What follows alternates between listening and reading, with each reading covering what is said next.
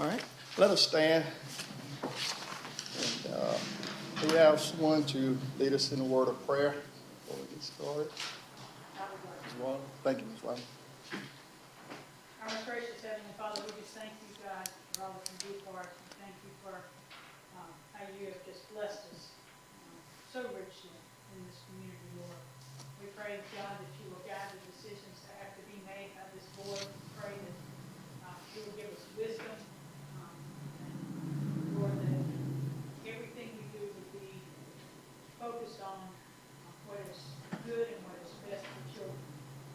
God, just continue to guide us throughout all that we do as we work for this district. We pray this in Jesus' name. Amen. Amen. Please. I will pledge allegiance to the flag of the United States of America and to the republic for which it stands, one nation, under God, indivisible, with liberty and justice for all.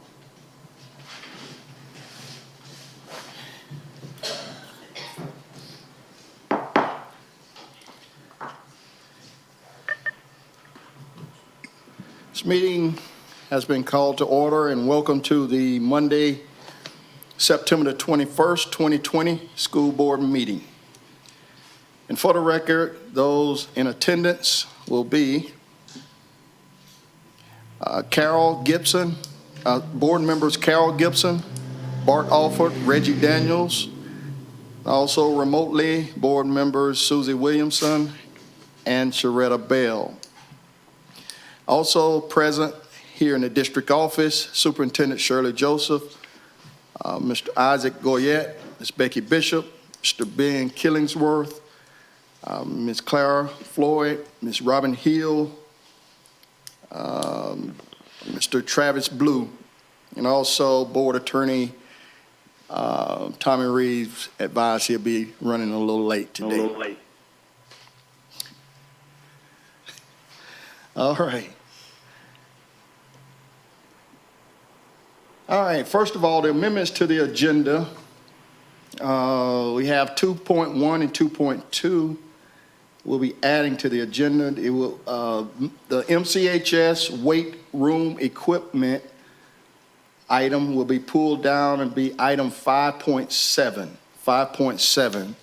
Weight room equipment item 2.1 will be pulled to items for individual consideration 5.7. Also, item 2.2 will be added to the agenda. Classroom COVID shields will be 5.8 under the items for individual consideration.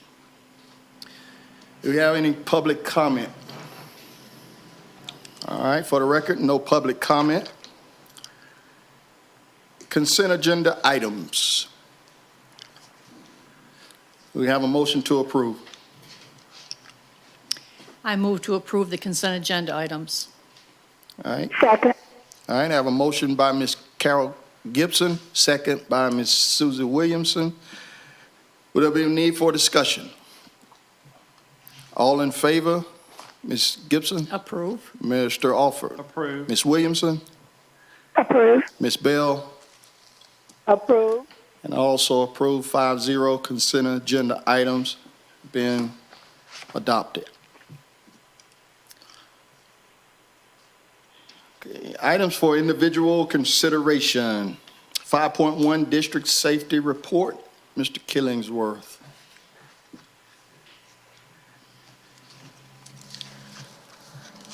Good evening. Good evening. I have spoke with the vast majority of y'all individually about the district report. As you know, that's the report I don't bring in here. However, I do need y'all's approval in order to submit to the state. I've got it filled out, ready to go. As I talk to you, some of the highlights on there. And after tonight, providing y'all support that, I will submit it first thing in the morning to the state. And that is a collection of the various reports from the schools combined together to do one report for the whole district, both public and charter. Okay. After hearing from Mr. Killingsworth, do we have a motion to approve? I make the motion to approve the district safety report. Second. All right, I have a motion and second. Would there be a need for discussion? All in favor? Ms. Gibson? Approve. Mr. Alford? Approve. Ms. Williamson? Approve. Ms. Bell? Approve. And also approve 5-0. District safety report has been approved. Thank you. Thank you, Mr. Killingsworth. We were asked to, let's see, we'll jump to teachers' pay allocation, and we'll come back to the annual financial report after 5.3. So we'll cover 5.3 first, teacher pay allocation, 2020, 2021. Ms. Joseph. Okay, that really should be titled, teacher step increase. It's that time of the year that we, look at the step and pay those teachers award those teachers their step increases. Step increases are automatically according to our contract, and we're one of the few states, just few counties in the state that has an automatic, step. But we need to look at our finances, even though we know we had to do it, we wanted to know where we were financially. And so, after we look at our finances, we can afford it, and so, I'm asking for the board approval to proceed with the step increase. Now, the teacher enhancement funds, we don't have them, we're not through with that negotiation yet. But that's a state thing, but the teacher step, that's something we control. And so I'm asking for a motion to award the teachers their step for the school year. Okay.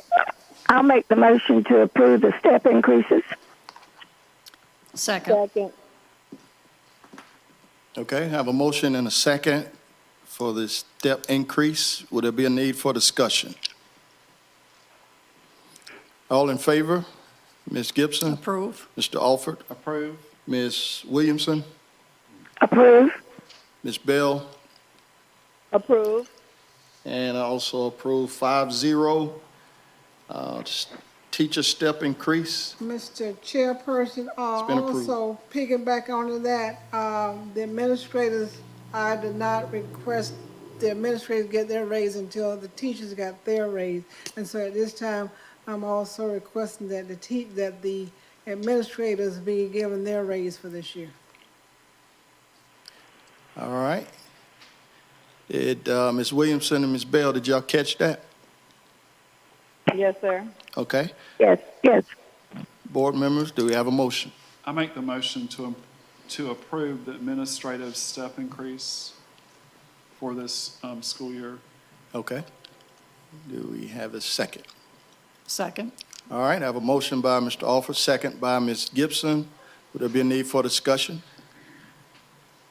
All in favor, Ms. Gibson? Approve. Mr. Alford? Approve. Ms. Williamson? Approve. Ms. Bell? Approve. Also approved, 5-0. Administrative pay increases have been approved and adopted.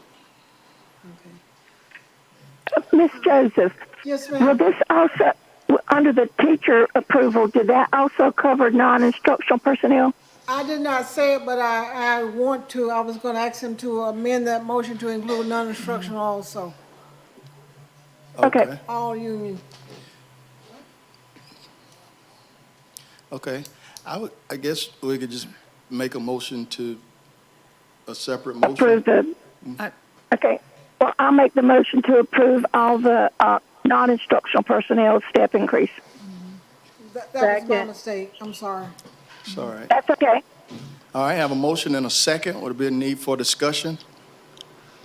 All in favor, Ms. Gibson? Approve. Mr. Alford? Approve. Ms. Williamson? Approve. Ms. Bell? Approve. And also approve 5-0. Non-instructional pay increases have been approved and adopted. All right. We'll go to Mr. Reed. Thank you, Mr. Chairman. I apologize for being late. This, No, that's all right. this time of the month, everybody's got their meeting, their tax meetings, all my boards, and so I had a conflict, but thank you for It's all understanding. right.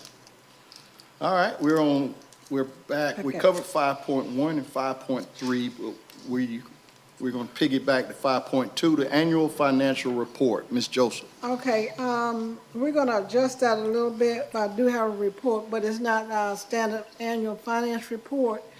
But since this is the time for our finance report, Ms. Floyd has been working so diligently with our, where is she still here? With our finance department.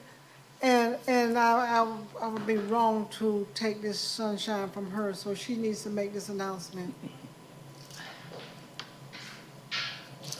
Need a drum roll.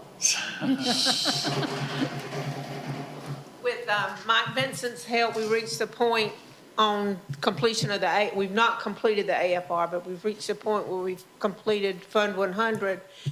And it looks like we'll have a 10.44 fund balance. Now, with that being said, we know we're going to be hit really hard with down in enrollment. We don't know we will get the teacher salary increase next year. Will we get that funding next year? So what this affords to us is the ability to take the hits that we know we're going to have to take in the future and not go under. So that's a lot of hard work on Ms. Joseph's part and all the staff, Robin and It's the entire district. We District. have been we have been pinching pennies. We have not shortcutted the students. We have fed all the children. yeah, we have fed all the children. We have But, paid the bills and fed the children. We paid the bills, we fed the children, but we've got cost measures in place because we know there are leaner times ahead. At your desk, at your seat, Ms. Bishop put this letter in Ms. there Floyd. from the Florida School Finance Officers Association to the Commissioner of Education, Richard Cochran. And it's the Finance Association pleading with him to not put the these measures in place that he's talking about, because it will be detrimental to us. And if he put these cuts in place, Survey 2, they're gonna give us our money. Survey 3, they may give us, but then Survey 4, they say they're gonna sure up, ante up. Let's go back and say what you really earned. And so if that's the case, we may end up owing the money, but we've got a buffer in place. So we can celebrate we're at a 10.44, but we can't start spending like we have a 10.44 because that's in the bank, because we know leaner days are coming.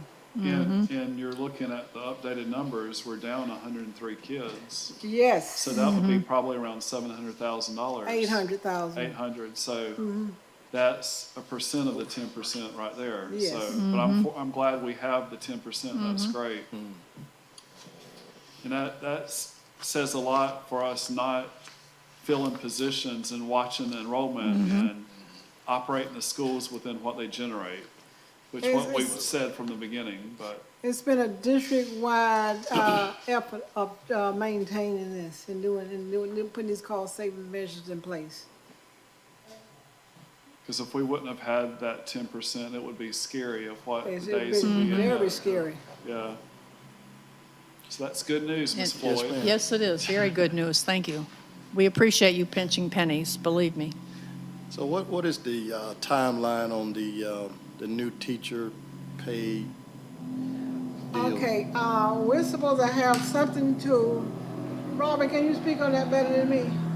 After the truck passed by. Yeah. This is a teacher enhancement allocation where every teacher in Florida's minimum wage is supposed to be $47,500. The negotiating committee has met with the union.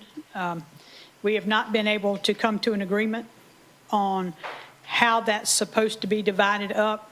That seems to be an issue across the state because the union wants to kind of evenly divide the money, and our attorney that leads our negotiating team has advised us that that is not what the legislature intended, and it's not legal to do what they are wanting us to do. And so, you know, the governor's goal was to get the minimum teacher salary up, not to just divide it evenly among all the teachers. And so, I mean, I understand where the teachers are coming from. It doesn't seem fair that a new teacher would come in and make the same thing as a teacher who's been teaching for 15 years. You know, that doesn't seem fair.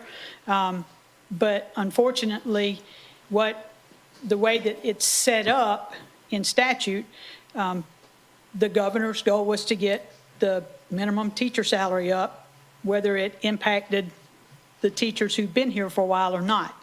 And so, I mean, there's some things we can do to, so that everybody gets a raise, but the numbers are going to be very close in what a new teacher makes compared to what somebody who's been here 10 or 15 years makes. So, you know, we're just going off of, you know, what the statute says. And so it's there, we haven't been able to come to an agreement, and I'm not sure we will come to an agreement. We may have to go to impasse. We do have to submit something to DOE on October 1, but basically, that's what we'll submit to them, and then we can go back. But the 1st of December, that's the drop dead date. Any questions? Just refresh the viewers, people who may be watching, concerning, when we're talking about raising beginning teacher, all the teachers say if we're able to raise it with the money we're allotted to 38,000, then all teachers, even if they've taught here, like say 4 years and that are not at 38, they do get to come up to 38. So 38 will be the starting for even the older. That's correct. Okay. Yeah, so there will be a minimum teacher pay. Ours looks like it's around 38.7 or right around there. That would be our minimum teacher salary. And presently, it's 33,857. Right. So, you know, everybody would come up to at least the 38.5.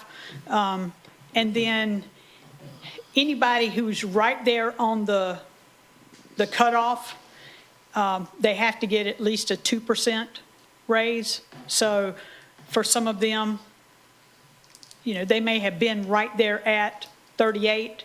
So we have to make sure that they get at least 2% more than they got this past year. And then 20% of the funds can be distributed among the teachers who are already making above what we set our minimum to be. There's not enough money to get every teacher up to 47.5. I mean, we have very few teachers in our district who make that, even if they've been here 25 years. And so to get us up to around 38.5 is going to take a big chunk of the money, 80% of the money. And then, like I say, the other 20% is left to divide among the people who are already at 38.5. So everybody's going to get something. It just may not be That's right. what people are wanting. That's correct. But everybody's going to get, I mean, even the ones who aren't beginning teachers are in the 20% pot That's correct. of how they choose to. That's correct. And it's based off of a 10-month teacher salary. So, you know, let's say somebody's 11 months. It's going to be based off of what their 10-month salary would be. Would you happen to know how the percentage of beginning teachers that we have? This year, we don't have that many. We only have a few, but we have many teachers. who are below the 38.5. Many teachers there. Many. Because if you think back, probably 8 years ago, so many of our people who had the old professional contracts have retired, and I mean, you have a lot of people who are annual That's right. employees. So, I mean, I'm sure that probably the majority of our employees probably, or at least half of them are 40,000 and below, probably. I think it was about 2/3 of our teachers were below the 38.5. Yeah. This has to be in place by July 1 of next? No, when? sir. By December It's supposed to be in Oh, place by by December December. 1st, I think. Oh, okay. And another point to remember, for the 80% pot, it has to be a classroom teacher. That's right. It cannot be a guidance counselor or an instructional coach or a dean. All of those have to come out of the 20% allocation. Oh, so okay. But they are getting something. Right, they're It's getting just something. It's just not the, And if they weren't up to the 38.5, it would lift them up to the 38.5. and so if the union doesn't decide by the December the 1st, then it would come to impasse for us to decide. Well, we have to have it submitted by December 1st, so we'll have to come to you before then. Okay. You'll have to declare an impasse, I would assume, like the end of October, somewhere in there. Right. Give time for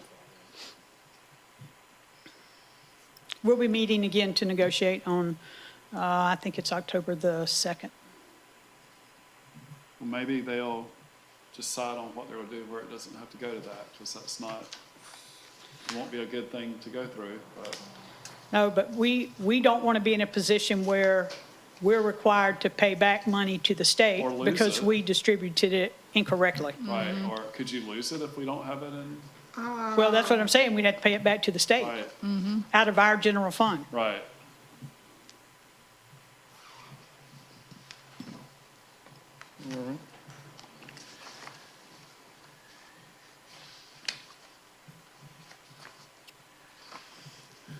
All right, so that conclude the annual financial report, Mr. Joseph? That's just financial report, that's not the annual I mean, financial the report. financial Yes. report, okay.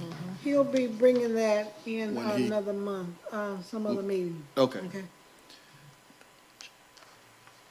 All right, so we need to approve that. And I make the motion to approve the financial report presented tonight. Second. All right, have a motion and second. Do we have, would there be a need for discussion? All in favor, Ms. Gibson? Approve. Mr. Alford? Approve. Ms. Williamson? Approve. Ms. Bell? Approve. I also approve 5-0. The financial report has been approved. All right. 5.4, personnel changes. All right, good evening, Brother Chair. Good evening. And everyone here this evening. I'd like for the board to approve 5.4 personnel changes at this time. All right, do we have a motion to approve the personnel changes? I move to approve the personnel changes. Second. All right, have a motion and second. Will there be a need for discussion? All in favor, Ms. Gibson? Approve. Mr. Alford? Approve. Ms. Williamson? Approve. Ms. Bell? Approve. And I also approve 5-0. Personnel changes have been approved and adopted. Appreciate it. Thank you, Brother Chair and Board.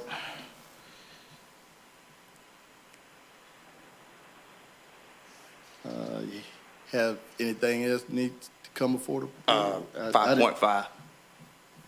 Okay, that's right. Okay. I didn't see, that's right. Okay, changes to policy 5111.0, homeless students. Yes, sir. I would like the board to approve the changes to policy 5111.0, 5.01 at this time. Okay. It's a public All right, and that's a hearing right public, now. yeah, that's a public, so we would have to open that up to the public. So at this time, we will do just that. We will open the meeting up to the public. All right, for the record, we do not have any public input. So this meeting is closed to the public at this time. Can I ask one thing? Okay? The copy in the board docs, it doesn't seem to have any changes to it. It's the last one. Am I reading it right? Under the, we've got a policy, what are the policy that's in the thing doesn't have, it's not like a strike through, it doesn't show any changes or anything. What are we changing? I don't have the document in front of me right now.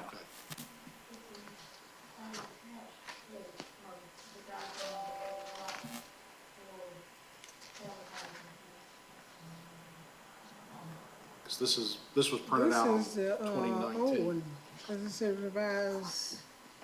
Yeah, So we have the original in here, is we what have you're the saying? unchanged This is document. the unchanged document you're voting on. So what, It's the document that was approved for advertisement. I attached, I linked it to the request from the advertisement. This is the wrong one. does this have to be done tonight? Are we under a time crunch? We can do it next board meeting. Well, I think you may need to re-advertise it. Did we, if we didn't have the right one?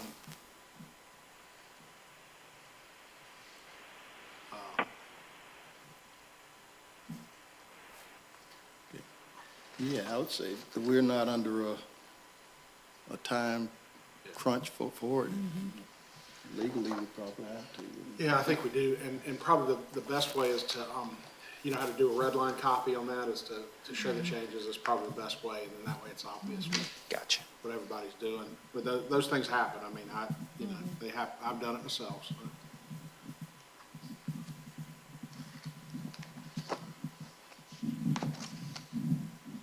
Okay, we'll have that for the next board meeting. Okay. All right. Ms. Williamson, Ms. Bell, did y'all catch that? Yes, We're gonna pull that till, yes, sir, I did. okay, thank you. Are we doing permission to re-advertise it, or are we doing that next? You don't have the policy, can you? Yeah. Well, and I think the board can do it either way. I think you can, if there's a need to go ahead and proceed, you can go ahead and authorize the publication. All you're doing with authorizing the publication is having it sent out where there can be an advertisement. People can know to show up for the public hearing, which is where you're going to make your decision. So I think you can do that if the board wishes. Okay. To authorize the Renotice the renotice. of the public hearing, and then we'd have to have the strike-through version for that renotice. Okay. All right. Okay, do we have a motion to reauthorize the Re-advertise. re-advertisement of the policy 5111.01? I move to re-advertise changes to policy 511.01, homeless students. Okay, do we have a second? Second. All right, motion and second. There'll be a need for discussion. All in favor, Ms. Gibson, Approve. Mr. Alford, Approved. Ms. Williamson, Approved, Ms. Bell, approved, and also approve 5-0, motion to re-advertise the changes to policy 511101.01, homeless students, been approved.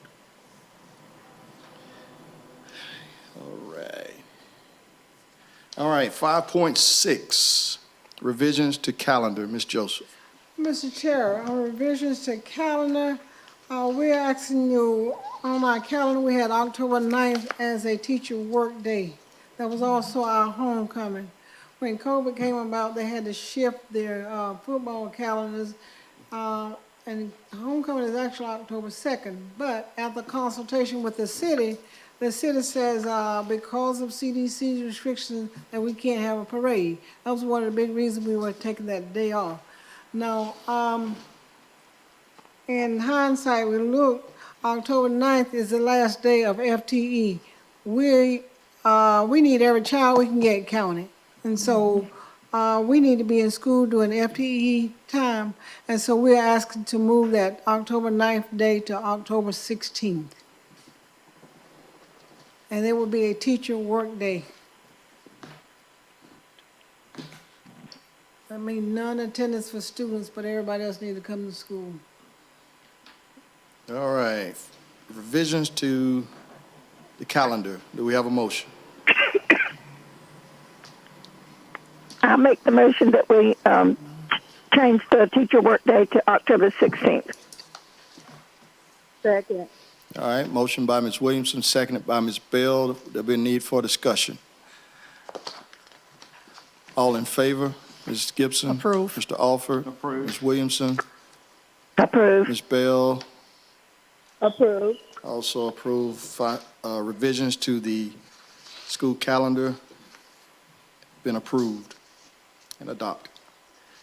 5.7, MCHS weight room equipment. Ms. Joseph. Okay, this is on our agenda because any purchases over $10,000 has to be approved by the board. Okay, it doesn't matter who is it. The athletic department was fortunate enough to get a donor for this weight equipment, but the money is in Madison County School District's account, and when we get audited, we need to show that we approve this. We would not have to pay 1 penny for this, but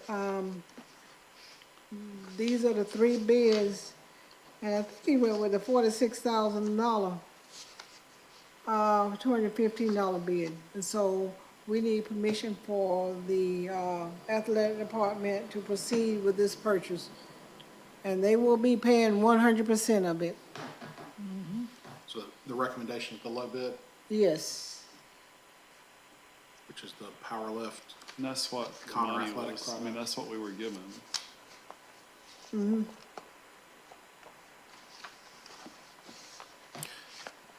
All right.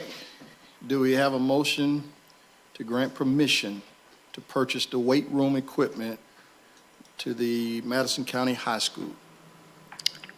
I move to I'll make the approve. motion to, go ahead, Carol. I move to approve the Madison County High School weight room equipment with the stipulation that the county will not be contributing to this at all.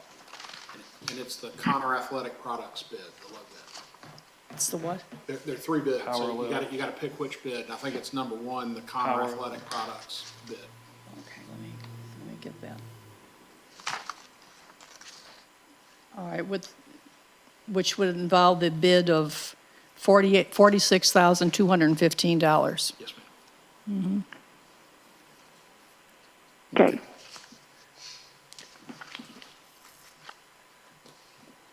Was that Ms. Williamson? Yes. Did you second the motion?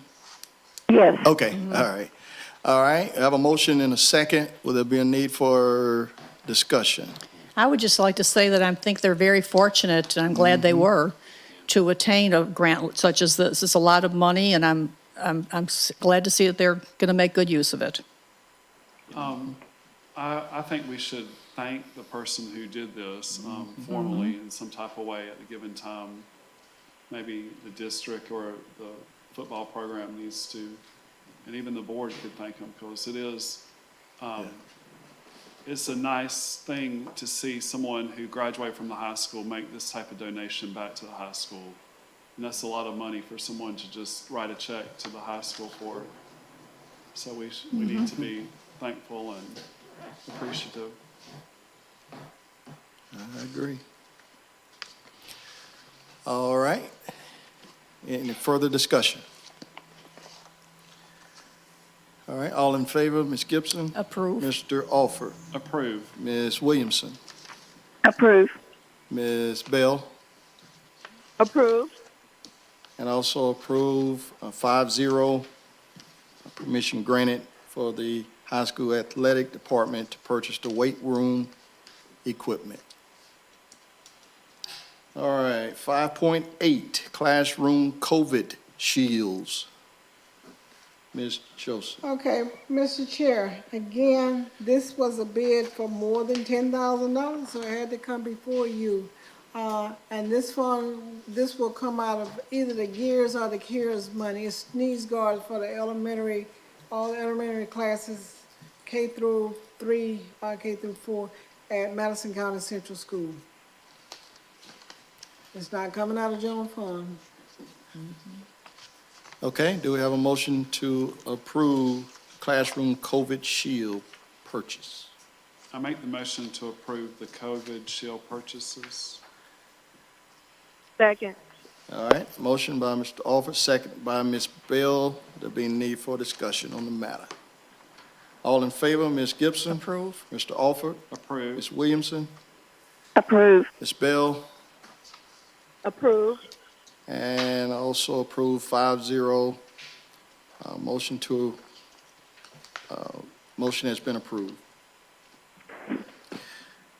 All right, 6.1, superintendent items. Okay, I'm gonna yield my time to Ms. Braswell, Ms. Hill, I'm sorry, Ms. Hill.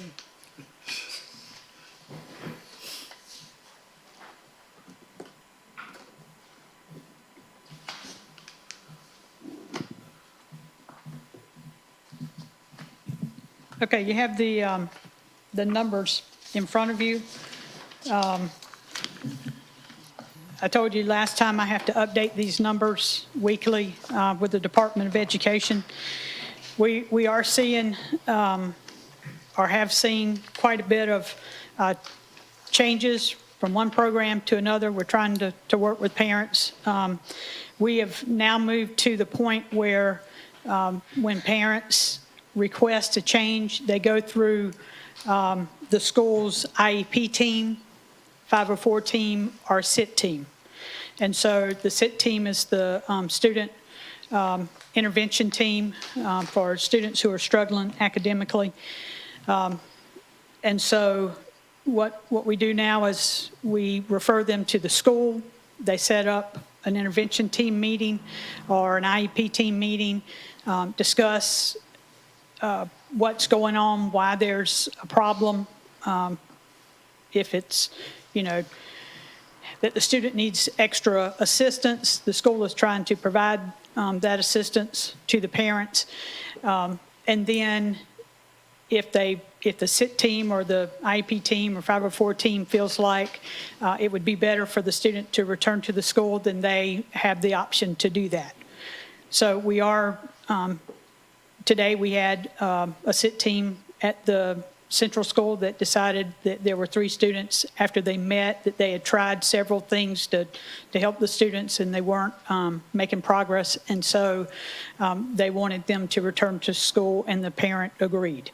So that's kind of how we wanted that to work, so that there's a process and it's not just the student moving back to the school. There's a team looking at it. They've got their eyes on it. They know that the student's struggling, so that as that student transitions back to the school, they're going to get some assistance to try to catch back up. So that process, we're just now moving into that now that it's about time for progress reports. The teams can look at grades. They can look at data for student logins. And so I think that process is going to work pretty effectively. As you can see, we are in our traditional education process. There are 1,290 students in the Innovative Learning program. Our Distance Learning Academy, there are 565. In my district virtual, we have 81 district students. And then we've had 84 that withdrew to either go to private school or homeschool. Most of those have gone to homeschool. That number has grown. We're at 252 today in homeschool. Last year, we were around a little over 160. And so that number has grown drastically compared to the previous years. So when Yes. somebody does homeschool now, are they, do they tend to be the parent has bought textbooks and is teaching them and that kind of thing? Or are they signing up for virtual school? What are they doing? It's a mixture. We have some that are, purchasing a curriculum to use. We have some that are using courses from K-12 or FLVS Flex. It's a mixture of things. And we have sent out the letters. At the end of the summer, we send out letters to this past school year's homeschool students asking for their evaluations. We still have some that have not turned in their evaluations, and so we're following up with them again. But the majority of them have turned in their evaluations. And for homeschool, the only thing the parent has to turn in to the district is a form where a certified Florida teacher has evaluated the student's portfolio or test scores or work somehow and determined that the student has shown adequate progress. And so we've gotten, I'd say about 2/3 of those evaluations back. And so we're trying hard to contact the ones that we haven't heard from to find out, what's going on with them and why we don't have their evaluations. And so we've had a couple that we've had to send the letter to say, your child has not demonstrated progress. Your child needs to report back to school somewhere. Mm-hmm. And so anyway, we are down today 103 FTE. It kind of fluctuates. Some days it's 110. Some days it gets down to 100 because students are still coming and going pretty frequently. And so we had a couple enroll in homeschool today.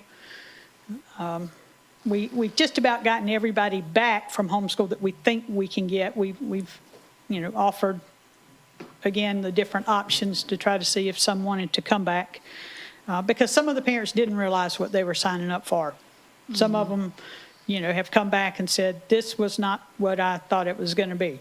I didn't know I had to provide the whole curriculum for my child or whatever. And so some of them have come back. We started off with probably 150 new homeschoolers, and now we're down to, 84. So we've had quite a few that have come back from the first day of school. Mm-hmm. But in November now, if they decide to return in January, they'll let you know in November that they're... That's correct. We'll be putting out a notice that if parents want to switch from one program to the other, they have to let us know by Thanksgiving, that Thanksgiving break, so that we have time to change our schedules and move teachers around to accommodate what they're requesting. Has this been the trend, the numbers around from what you hear in other districts? We don't have as many who are doing virtual as some districts. I saw in Leon County, their numbers, they were about 50%. There are some districts like Lafayette who have very few that are doing virtual. And so we're kind of in the middle. We're about 30% who are doing virtual. Robin, do we have any children that we don't know where they are? I know some districts are having a problem with that. Yes, ma'am, we do. We started after the first week of school making contacts for students who had not shown up. We've got some who signed up for virtual that they haven't logged on. We've been making calls. We haven't been able to get the parents to say, why aren't y'all logging on? Like today, we finally got one. We were excited because we found out that the student was just doing straight Florida virtual. The student had signed up to do My District virtual, but had gone another route, and we didn't know it. And so we've come across probably 8 or 10 since the school year started that have chosen to do full-time virtual, and we didn't know we had them signed up for one of our programs. And so we're trying to, I mean, they're calling all day, every day, trying to find the students. But yes, I would say we probably have 40 students we can't find. Okay.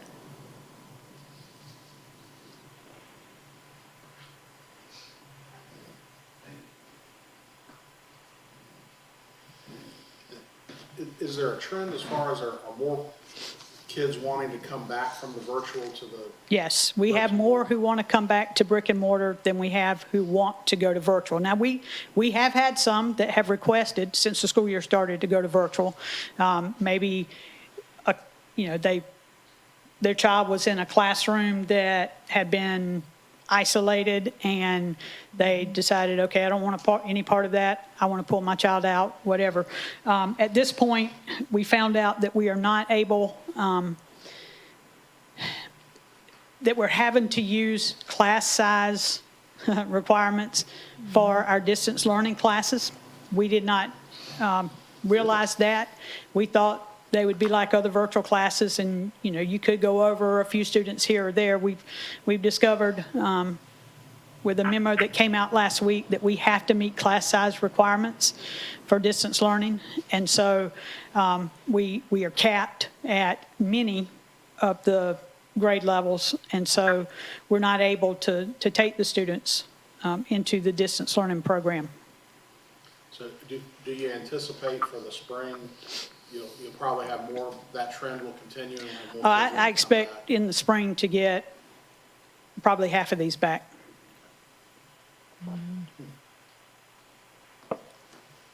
But now a lot depends on, between now and January, how many classrooms do we have to isolate? We go through, 4 or 5 days, we don't have any cases, and then boom, we'll have 2 or 3, and so it's really hard to tell. We were thinking we were going to get through last week without any, and then it hit Friday. So, yeah, and that same, the week before, it was Thursday and Friday. So. And we are entering flu season as well. We sure are. And so, we're trying to think positively and say, second semester, we're going to have a lot of those students come back.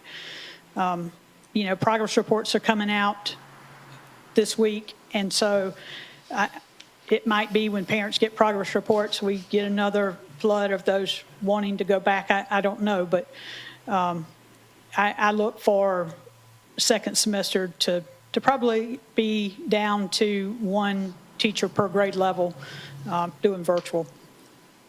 One last thing, just out of curiosity, if the long range, like when we assume we get rid of COVID at some point, just long range, are we thinking we're going to keep the Innovation Academy in some form even after that? Or are we thinking as soon as the COVID goes away, all the kids will be back in the brick and mortar school? What kind of? I don't think the state's going to probably allow the innovative learning environment once we get past COVID. I don't know that for sure, but I would think probably what's going to happen is we'll go back to more traditional. Now, I think we will have more of the traditional virtual than we have had, because there are some kids who go, I really like this, and they're doing fine. They like it. They can keep doing it. And so I don't think we'll ever go back to, in our district last year, we had like 2 that did virtual, full-time virtual. I think we won't ever be back at that point again, but it definitely won't be, I don't think we'll have the distance learning academy after this year. I had, not in connection with our district, but I've seen that some charter schools are now going to that platform where they're doing a similar thing, where they, you know, you actually have a teacher sitting there that teaches a full day in that. And of course, you know, if you were a charter school and in that platform, you could be a charter school in Miami teaching kids up here. That's right. And so, you know, that is something that seems like it's coming. You know. Yep. All right. All right, thank you. Okay, Dr. Blue, you have a COVID update? Where are we with our numbers? As of now, we have 4 positive cases for staff at this time. 4 staff members that's positive. Hopefully that they get back this week. But I'll give another update at next board meeting. Okay. That's all I have. Okay. All right, Mr. Reeves. Next, unless you have questions. All right, Ms. Gibson. No, I just have to say that I'm thankful for the people that presented tonight. We appreciate all that they do and continue to do day in, day out for our students and parents. Thank you very much. I just want to say that I appreciate all the staff and their hard work and all the teachers and parapros at the school and what they're dealing with, all the extras that no one really knows until you're there and dealing with the mask and students and just trying to keep students socially distanced. It's a real challenge, and I do appreciate all that's being done. I want to personally thank Mr. Chris Thompson for donating the $46,215. He's a former graduate of the high school, played football here in Madison, went on to play at FSU, then with the Washington Redskins, and now with the Jacksonville Jaguars. And he's a great person and makes this community, we should all be very proud and even more proud that someone like him gave the money and shows and want to do better for the kids here in the district and having them, letting them see what success really looks like of someone going off and giving back to the community, and I appreciate what he's done. All right, Ms. Williamson. Yes, I too want to thank Chris for his kind donation and for wanting to give back to where he came from and try to, and you know, move up some of the other kids to be successful. I also want to thank Miss Joseph and for her diligence with her staff and everybody that works with her in having our fund balance be where it is that we can take the hits that we know that the state's going to impose upon us because they're going to take some hits. I also want to thank every employee that works for our school district in whatever capacity for all that they're doing to make it a safe school year.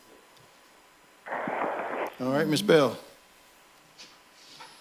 Yes, I would like to say thank you to all of the administrators and staff for all of their hard work. Job well done. I would also like to say thank you to Chris Tompkins for donating the funds to purchase the equipment for the weight room at the high school. I appreciate your generosity. Thank you, and everyone, please continue to stay safe. All right, thank you. And I also like to thank Mr. Chris for his generosity. He's a wonderful, wonderful man, I would say. You know, I had a chance to really kind of talk with him and everything, and he's a really, really kind-hearted guy. You know, a lot of folks do things for different reasons when they have, when they have a little, when they have money or whatever. They make donations to try to, to look good or whatever. But Chris is a wonderful guy, and I know he done it from the bottom of his heart. I remember I think he was playing with the Redskins, and he had a bye week one Friday, and he was here in town, and he came out to the football game, and I just watched him. He just took the time to just talk to the little kids, and they were just surrounding him, and he was signing autographs, and he was just hanging out with the kids, and that just says what type of guy he is. So I appreciate him and all that he's doing for this community. And I can't be more proud of our district staff, you know, for under the circumstances, what they are doing and how they are just fulfilling this difficult task under the circumstances. So I'm proud of everybody, you know, that and the work you're doing under these challenging times. So keep up the good work. We appreciate it. I'm so thankful to hear of, you know, especially after last year, the fund balance is where it is. I understand, you know, down the road, but it's like some of the players, when they win a game and have a game the next day, you know, you have to take time to enjoy it, for, you know, while you can. So we appreciate it, but we understand the situation at hand and can't get too carried away or whatever, because the future is coming, and you know, we don't know how hard we're going to be hit, as everybody was saying earlier. So we appreciate it. Yes, ma'am, Ms. Joseph. Okay, I forgot, I'm sorry. I've been running today. I had the privilege of meeting with the First Lady, Casey DeSantis, today, and we're going to be, not just us, 18 other counties, we're going to be the recipient of another $93,000 grant, mental health grant. All righty then. And I'd like to say one thing. Sure. I didn't realize Chris was the donor. I thought it was a grant until Mr. Alfred didn't know mentioned it it. either. So I remember Chris when I was at the high school, and Yeah, he's a good guy. ditto to what you said about him. Yeah, And I exactly. thank him, and I appreciate what he's done for the high school Exactly. football team. Exactly. I just want to say one thing. I want to thank Ms. Joseph for, again, her work with our money aspect of it. The superintendent has to wear a lot of hats, and the financial part of it is a huge hat. And all I can say is what a difference 18 months makes, because back 18 months ago, we were in a firestorm and our fund balance was below 3%. And that just shows that, I mean, I don't know, I just appreciate all that she's done, Finance Department, Ms. Floyd, and the district. Again, for us who sat here and had to live through that, it was a very bad time, very bad time. And I appreciate all she's done. And again, there's more to being superintendent than just That's right. the day-to-day actions that you see her out doing. I mean, she has to worry, along with her staff, with the finances of making sure that we still can pay the bills and pay the employees. And And that's, feed the children. and feed the children. And without the money, without the money, we wouldn't have schools. So really, money is the most important to make everything to go. So Keep it I going. do appreciate everything that she's done. All right. Thank everyone for the kind words. And on that note, do we have a motion to adjourn? I make the motion to adjourn. All right, do we have a second? Second. All in favor, Ms. Gibson? Approve. Mr. Alford? Approve. Ms. Williamson? Approved. Ms. Bell? Approved. I also approve, 5-0, meeting adjourned.